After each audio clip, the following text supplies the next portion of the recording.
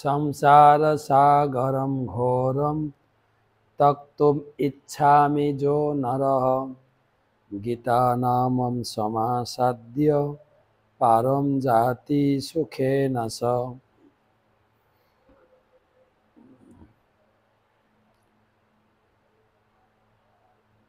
ষষ্ঠ শ্লোক ষোড়শ অধ্যায়।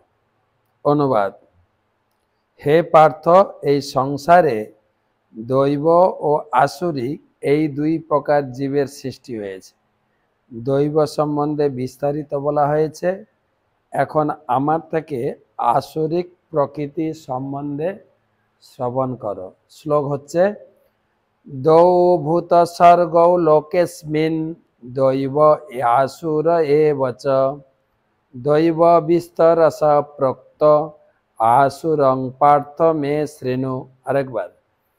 দৌ ভূত স্বর্গৌ লোকেস্মিন দৈব আসুর এবচ দৈব বিস্তরস প্রক্ত আসুরং পার্থ মে শৃণু।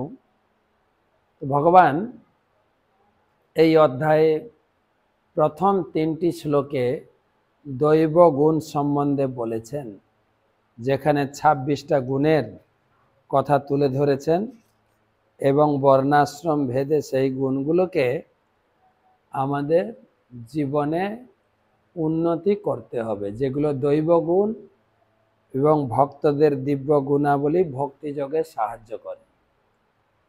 তারপরে চতুর্থ শ্লোকে অসুর গুণের কথা বলা হয়েছে, যা নরকে যাওয়ার রাজপথ। দম্ভ, দর্প, অভিমান, ক্রোধ, পারুষ্য, পারুষ্য মানে রূঢ় আচরণ, অজ্ঞানম, এগুলো আসুরিক গুণাবলী, আসুরিক সম্পদ। আর দৈব গুণাবলী ঊর্ধ্ব দিকে গতি করে, আসুর গুণাবলী নরক গতি। আর দুই ক্যাটাগরির লোক সহজে বুঝতে গেলে, দৈব গুণাবলীর লোক ধর্ম মানে, ধর্মের নির্দেশ, বেদের নির্দেশ, শাস্ত্রের নির্দেশ মেনে চলে, তাকে বলে দৈব গুণাবলী। আর যারা ধর্মের নির্দেশ, শাস্ত্রের নির্দেশ যারা মানে না, তাদেরকে বলা হয় অসুর। তো দুই ধরনের লোক।